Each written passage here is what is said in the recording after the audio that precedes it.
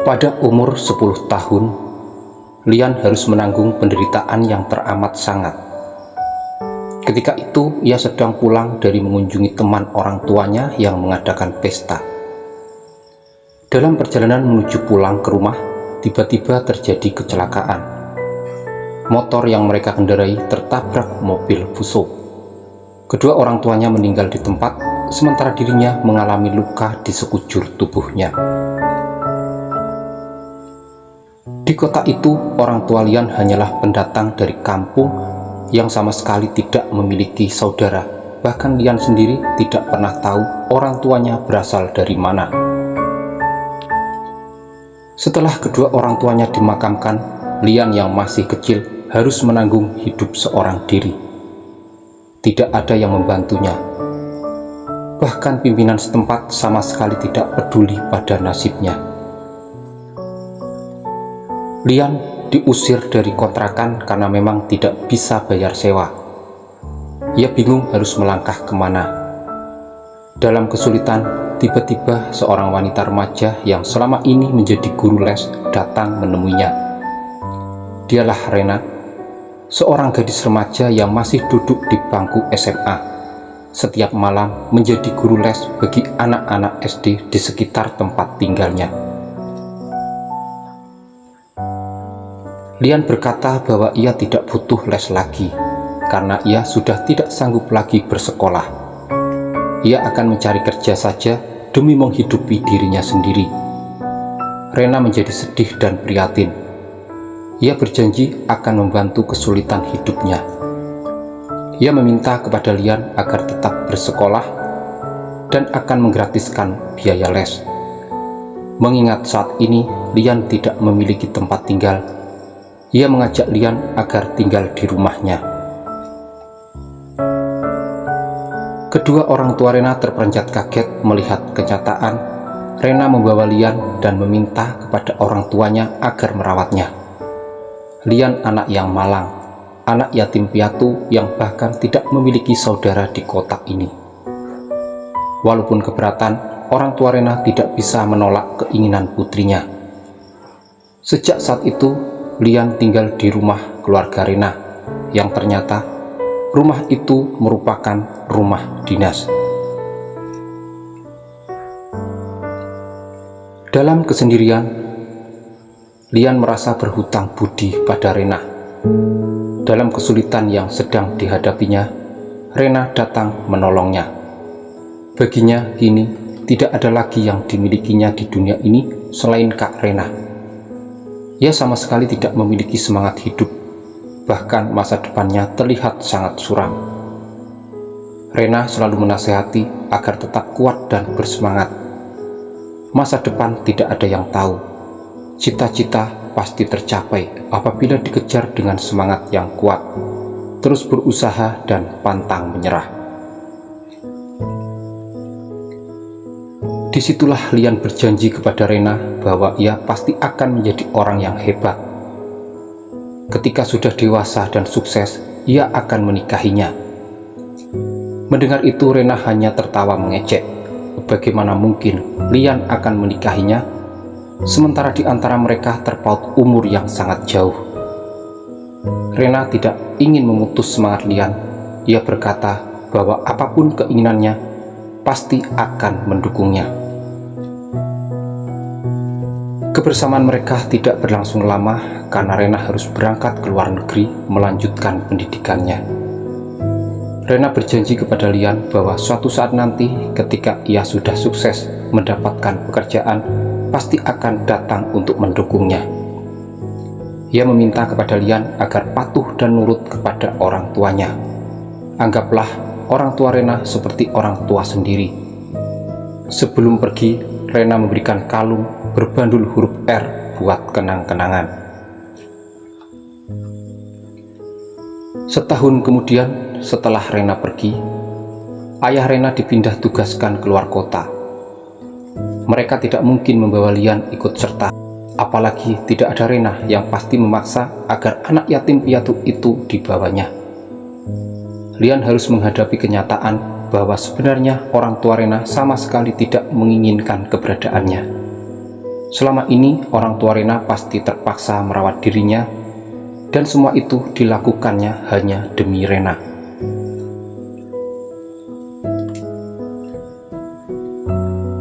Tahun kemudian, sejak peristiwa perpisahan 20 tahun yang lalu, Rena dan Lian tidak pernah bertemu.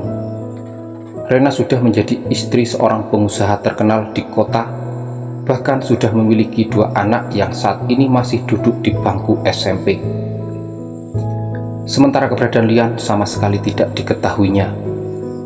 Rena menjadi sangat kecewa terhadap kedua orang tuanya yang sengaja meninggalkan Lian di tempat dinasnya yang dulu. Ia berusaha mencari ke tempat yang lama, namun Lian sudah tidak ada di tempat itu. Warga sekitar tidak ada yang mengetahui keberadaannya saat ini. Walaupun hidup bergelimang harta, namun Rena sama sekali tidak sepenuhnya merasa bahagia. Akhir-akhir ini ia menemukan perubahan sikap pada diri suaminya. Ia merasa tertekan dan berusaha melepaskan diri dari ikatan perkawinan, namun ia berusaha tetap sabar dan tegar demi kedua anaknya. Suatu ketika ia memergoki suaminya berselingkuh dengan sekretaris pribadinya. Ia menjadi kesal dan marah, namun tetap berusaha meredam amarahnya. Bagaimanapun juga, ia tetap harus menjaga keharmonisan rumah tangganya. Walaupun sakit hati, ia terus memendam perasaan itu, sehingga di rumah itu seperti sedang tidak terjadi apa-apa. John, suami Rena, sering jarang pulang dengan berbagai alasan, sibuk, tugas keluar kota, dan sebagainya. Rena yang sebenarnya sudah mengetahui bahwa semua itu hanyalah alasan, tetap berusaha tegar, walau sebenarnya hatinya sangatlah rapuh. Terkadang terbesit dalam angan-angan untuk balas dendam dengan melakukan hal yang sama. Namun ia selalu urungkan niat. Pada saatnya nanti, suaminya pasti akan berubah. Lama-kelamaan kelakuan John bukannya membaik, justru semakin menjadi. Rena menjadi semakin tersiksa, apalagi ketika Inka, sekretaris John, dengan terang-terangan datang menemuinya, memberikan kabar bahwa dirinya saat ini sedang mengandung anak John. Rena menjadi marah kepada suaminya, namun John bukannya merasa bersalah, justru membela Inka. Mau tidak mau, Rena harus mengizinkan Inka tinggal di rumahnya karena John akan segera menikahi Inka. Rena memberontak. Ia tidak mengizinkan Inka tinggal seatap dengannya. Ia memberikan pilihan kepada suaminya untuk memilih dirinya yang sudah menemaninya selama 16 tahun atau memilih Inka yang baru saja dikenalnya. John mengancam, apabila menghalangi keinginannya, maka Rena harus pergi dari rumah itu tanpa membawa apapun. Rena memilih pergi meninggalkan rumah itu dan bercerai. Ia hanya meminta kedua putrinya ikut serta dengan dirinya. Ia tidak mengizinkan putrinya diasuh oleh ibu tiri. Namun apa yang terjadi? Laksana petir menyambar di siang hari. Kedua putrinya, Mary dan Sally, menolak dengan keras keputusan ibunya. Mereka meminta kepada Rena agar tetap berada di rumah itu dan mengalah. John memiliki segalanya, sementara Rena hanyalah akan menjadi gelandangan bila berani pergi meninggalkan rumah itu. Bahkan Mary dengan terang-terangan menyetujui rencana ayahnya menikahi Inka.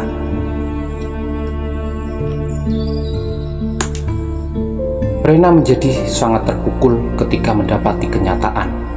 Kedua putrinya yang sangat disayanginya ternyata lebih memilih pelakor. Yang lebih menyakitkan lagi, kedua putrinya tidak akan ada yang peduli padanya ketika sudah berani melangkah pergi meninggalkan rumah itu. Rena yang benar-benar sudah rapuh dan merasa dikhianati tidak peduli lagi pada apa yang akan terjadi setelah ini.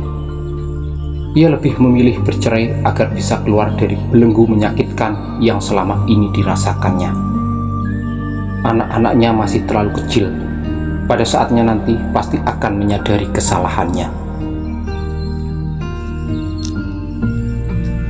Setelah resmi bercerai, Rena menyewa rumah kontrakan di pinggir kota. Ia tidak mungkin kembali kepada orang tuanya yang kini sudah pensiun dan menetap di kampung halamannya. Ia lebih memilih tetap tinggal di kota, mencari pekerjaan agar tetap bisa mengawasi kedua putrinya walaupun hanya dari kejauhan. Rena sudah keluar masuk perusahaan melamar pekerjaan, namun usahanya seperti sia-sia. Namanya seperti sudah di backlist dari perusahaan-perusahaan yang ada di kota itu. Mungkin John sudah membuat nama Rena masuk daftar hitam, namun ia tidak pernah menyerah dan terus berusaha. Ia menyadari usianya yang sudah tidak muda lagi, tentu menjadi bahan pertimbangan setiap perusahaan. Walaupun sebenarnya ia memiliki kompetensi dalam bekerja. Dulu ialah yang menopang suaminya dalam membangun usahanya hingga sukses seperti sekarang ini. Ia seorang lulusan luar negeri yang memiliki kemampuan yang luar biasa dan sempat terkenal sebagai ratu bisnis. Ketika usaha yang dirintis bersama suaminya berkembang dan mengandung putri pertamanya, ia memilih tinggal di rumah menjadi ibu rumah tangga yang baik. Ketika Rena dalam kebimbangan, merasa putus asa dan menyerah pada keadaan, tiba-tiba seorang pemuda berpakaian rapih menemuinya yang sedang merenung di tepi jembatan. Rena menjadi kaget dengan kedatangan pemuda itu. Ia menatap dengan seksama, namun sepanjang ingatannya, ia sama sekali tidak mengenali sosok pemuda itu. Pemuda itu memperkenalkan diri. Ia bernama Lutfi, asisten pribadi Harry Lee, pimpinan perusahaan ternama di kota itu. Maksud kedatangan menemuinya karena memang selama ini sudah ditugaskan untuk mencari sosok wanita bernama Rena. Harry Lee bermaksud mengajaknya bekerja sama di perusahaannya. Rena menjadi bingung karena ia sama sekali tidak mengenali sosok yang dimaksud oleh Lutfi. Ia menyangkal jika Lutfi pasti salah orang. Kemudian Lutfi menjelaskan tentang ciri-ciri wanita yang dimaksud oleh atasannya. Seseorang wanita bernama Rena, lulusan universitas terkenal Australia. Mendengar penjelasan dari Lutfi yang sama persis dengan dirinya, Rena menjadi penasaran. Siapakah sebenarnya sosok Harry Lee tersebut? Pada akhirnya, Rena bersedia mengikuti Lutfi untuk bertemu dengan Harry Lee. Rena menjadi semakin penasaran ketika melihat sosok wajah Harry Lee yang menyambut kedatangannya dengan sangat ramah. Ia memandangnya dengan seksama dan terus mengamati sosok pemuda di hadapannya. Harry Lee berkata dengan pasti bahwa ia sudah sangat lama mengutus beberapa orang untuk mencari keberadaannya. Namun baru kali ini asisten pribadi menemukan dirinya. Ia sangat berterima kasih kepada bawahannya karena ternyata bisa menyelesaikan tugasnya dengan baik dan tidak salah orang. Rena terus mendesak agar Harry Lee bersikap jujur. Apakah mereka pernah bertemu sebelumnya? Namun Harry Lee berkata bahwa belum saatnya Rena mengetahui tentang dirinya. Dengan pasti ia berkata bahwa ia sudah mengkaguminya sejak lama. Harry Lee meminta kepada Rena agar bersedia bekerja di kantornya. Rena menolak dengan alasan tidak mau diperalat. Ia tidak mau bekerja dalam tekanan. Harry Lee berjanji bahwa semua murni karena mengagumi kemampuan Rena tanpa ada alasan lain. Tidak ada unsur memperalat ataupun menekannya. Dalam kebimbangan, tiba-tiba sekretaris pribadi Harry Lee masuk ke kantor dan berkata bahwa klien sudah datang dan meminta agar segera bertemu. Harry Lee meminta kepada Rena agar tetap berada di kantornya karena setelah urusan selesai akan menemuinya lagi. Masih banyak yang akan dibicarakannya. Rena menjadi semakin penasaran. Rena tetap menunggu di ruang kerja Harry Lee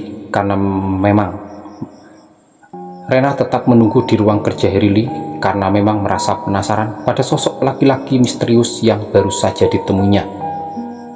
Ia menjadi kaget ketika berdiri tiba-tiba melihat sebuah kalung tergeletak di meja kerja Harry Lee.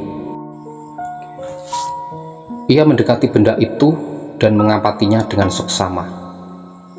Ia tersentak kaget ketika melihat dengan seksama kalung itu. Ternyata ia mengenali benda itu. Ia merasa kalung itu tidak asing dan sangat familiar.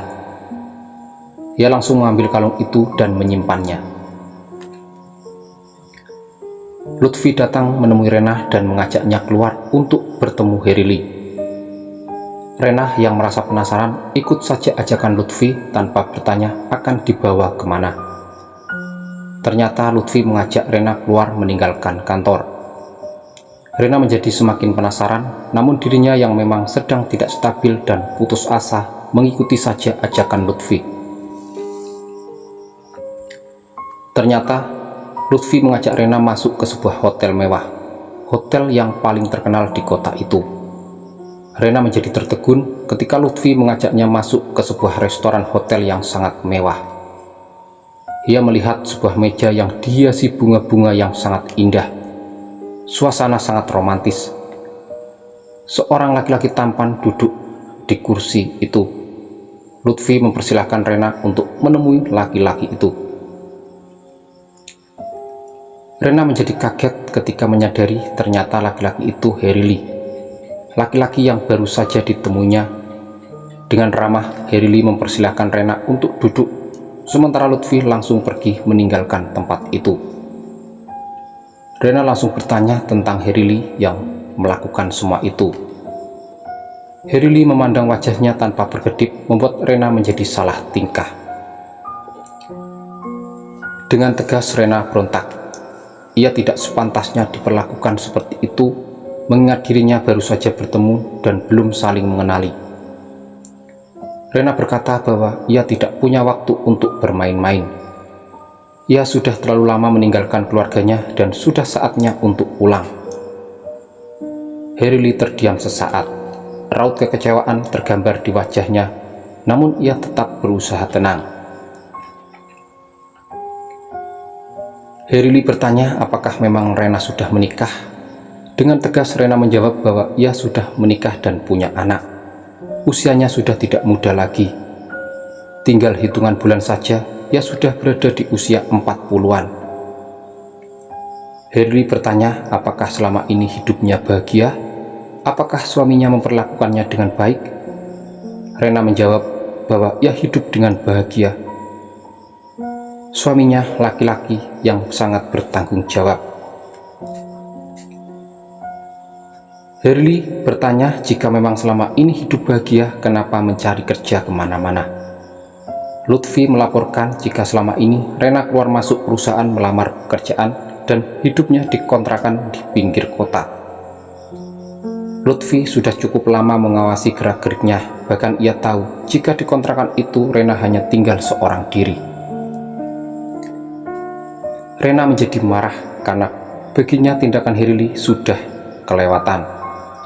Untuk apa ia lakukan semua itu, sementara mereka sama sekali tidak saling kenal. Kemudian Rena mengeluarkan sebuah kalung yang didapatinya di meja kerja Herily. Dengan tegas ia meminta penjelasan dari mana Herily mendapatkan semua itu. Herily terkejut karena ternyata ia lalai meninggalkan barang yang selama ini tidak pernah terlepas dari tubuhnya. Sebelum Herily memberikan penjelasan, Rena terlebih dulu bertanya apakah laki-laki di hadapannya ini adalah sosok adik kecil yang dulu pernah ditolongnya. Ia sangat mengenali benda itu dan memang miliknya. 20 tahun yang lalu ia memberikan kalung itu kepada adik kecilnya sebagai kenang-kenangan ketika dirinya akan berangkat ke Australia. Mereka saling tatap. Herily berdiri, begitu juga dengan Rena. Entah siapa yang memulai duluan, mereka saling berpelukan dengan erat. Herily berkata bahwa ialah Lian, anak kecil yatim piatu yang pernah ditolongnya. Bahkan karena dukungan dari Rena lah yang membuat hidupnya bersemangat. Rena menjadi terharu. Ia tidak menyangka akan bisa bertemu lagi dengan adik angkat yang selama ini dicari-cari keberadaannya. Ia merasa bahagia sekali karena ternyata saat ini Lian sudah tumbuh dewasa dan sukses. Tentu berat sekali hidup yang dijalaninya selama ini. Setelah melepaskan pelukan, masih dengan mata yang basah karena air mata, Rena berkata bahwa sebenarnya selama ini ia tidak bahagia. Ia dihianati oleh suami dan kedua putrinya yang lebih memilih pelakor tinggal di rumahnya. Saat ini dirinya sudah bercerai. Mendengar cerita dari Rena tentang kehidupannya, Herily menjadi sangat sedih dan prihatin. Ia merasa bersalah karena sudah membiarkan Dewi penolongnya hidup dalam kesengsaraan. Herily tanpa ragu berkata bahwa apa yang sudah terjadi adalah takdir yang tidak bisa disesali dan semua keinginannya ternyata diwujudkan oleh Tuhan. Selama ini ia terus mencari keberadaannya, bahkan hanya demi menemukan dirinya ia sampai tidak peduli pada hidupnya sendiri yang semakin menua. Rena bertanya, sudah berapa anaknya kini? Wanita yang berhasil menjadi istrinya tentu sangat bahagia. Herily memejamkan kedua matanya. Dengan pelan ia berkata bahwa seumur hidupnya ia tidak pernah bersentuhan dengan wanita manapun. Ia menyadari jika dirinya dikelilingi banyak wanita cantik yang mengharapkan dirinya, namun baginya, dalam hidup ini di hatinya hanya ada satu wanita yang tak akan pernah bisa tergantikan. Selama ini ia terus mencari wanita itu. Rena berjanji akan membantunya mencari sosok wanita yang dimaksud, namun Herily langsung mendekati Rena dan menutup bibirnya dengan jari telunjuknya. Ia berkata bahwa saat ini sudah menemukan wanita itu. Rena menjadi penasaran dan mengajaknya untuk bertemu dengan wanita itu. Lagi-lagi Herily langsung menutup bibir Rena agar berhenti berbicara. Ia meminta kepada Rena agar mengingat kenangan 20 tahun yang lalu. Ketika Rena memberikan kalung sebagai kenang-kenangan, apa yang terucap pada waktu itu? Rena terperanjat kaget. Ia langsung memegang tangan Herily dan berkata, ia sama sekali tidak menganggap serius ucapan Lian waktu itu yang masih kanak-kanak, yang tidak sepantasnya berkata seperti itu.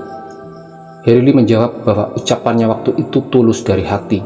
Baginya, dirinya dihidupkan oleh malaikat tak bersayap yang bernama Rena. Tanpa Rena, tidak ada yang tahu seperti apa hidupnya kini. Bisa jadi sudah tidak ada lagi di dunia ini menyusul kedua orang tuanya.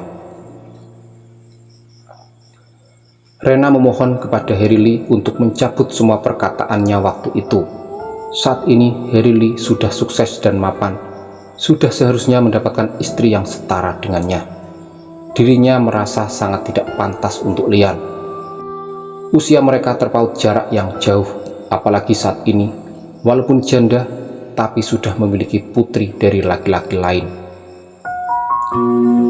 Herily tetap tidak mau, ia tetap akan menepati ucapannya. Selama ini ia berusaha keras sehingga mendapatkan posisi seperti sekarang ini. Semua dilakukannya demi membahagiakan Rena. Seumur hidupnya ia berusaha dan hidup hanya untuk Rena, bukan untuk yang lain. Jika tidak menikah dengan Rena, maka selamanya ia tidak akan pernah menikah. Percuma selama ini ia hidup dengan keras membangun mimpi, bila kenyataannya apa yang sudah dicapainya akan binasa dengan sendirinya, karena ia tidak akan pernah mendapatkan penerus. Saat ini Rena sudah menjanda, yang artinya mereka bisa bersatu.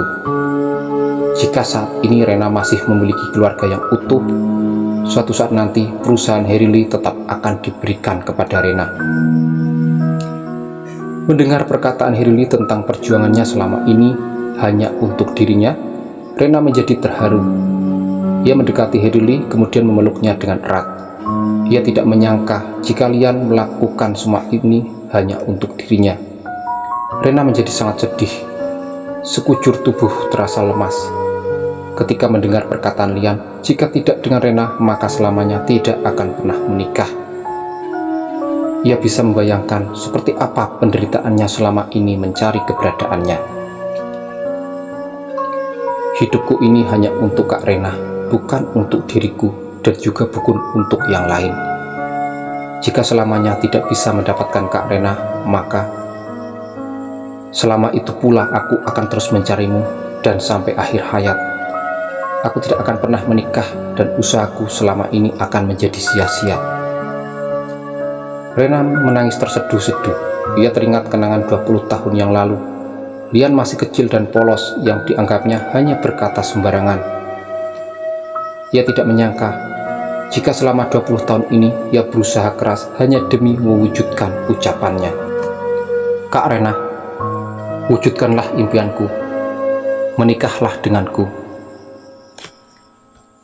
Lian, aku hanya akan membuatmu malu. Aku wanita tua yang sudah menjanda dan punya anak. Jika kamu menolak, maka biarkanlah aku sendiri selamanya. Hanya dirimu dan anak-anakmu yang berhak mendapatkan jerih payahku selama ini. Rena langsung memeluk Lian dengan erat sambil menangis. Aku berjanji akan menemanimu dalam suka maupun duka. Pada akhirnya Rena dan Lian menemukan kebahagiaan. Mereka hidup dalam penuh rasa cinta dan kasih sayang.